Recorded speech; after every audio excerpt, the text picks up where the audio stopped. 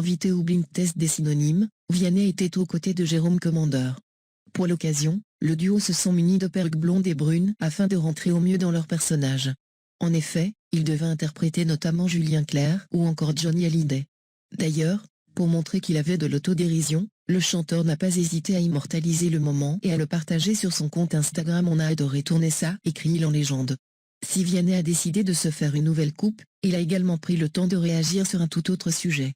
En effet, dans une récente interview accordée à nos confrères du Parisien, le chanteur a donné son avis sur le streaming. Et s'il aime plutôt le concept, il estime également que le système est très mal pensé pour le moment. La répartition des revenus me paraît injuste, dans la mesure où ce n'est pas le nombre d'auditeurs qui est pris en compte, mais le nombre d'écoutes d'une chanson.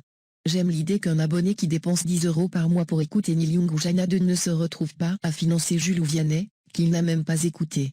Déclare-t-il notamment. Pour expliquer sa façon de penser, Vianney utilise la métaphore. En effet, il explique sa position en prenant un acte de la vie quotidienne. Lorsque je demande une baguette à ma boulangère, je trouve normal que l'euro que je lui donne ne revienne pas à la boulangerie d'à côté. En d'autres termes, le chanteur aimerait que la personne qui écoute tel ou tel artiste soit rémunérée en fonction. D'ailleurs, on se demande pourquoi ça n'a pas été déjà pensé avant. Dans son nouvel album, Vianney a sorti la chanson « Beau Papa ». Sortie il y a quelques mois maintenant, les paroles de cet air est une véritable lettre d'amour adressée à la fille de sa compagne, la violoncelliste Catherine Robert. Écrit et composé par les chanteurs, il montre toute l'affection qu'il a pour cet enfant. Il décrit aussi la relation touchante qui s'est construite entre les deux. D'ailleurs, dans une récente interview, il a expliqué ce que ça faisait d'être un beau-père et pour le moins qu'on puisse dire, c'est que les liens du cœur sont aussi forts que les liens du sang.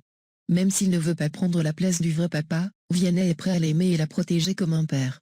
L'expérience est donc nouvelle pour lui, mais elle est belle. J'ai vraiment découvert qu'on pouvait avoir énormément d'amour pour un enfant qui n'est pas génétiquement le sien. D'avoir un enfant qu'on se met à aimer alors qu'on ne l'a pas engendré, je vous assure que quand on est fait des chansons, on est obligé d'en parler.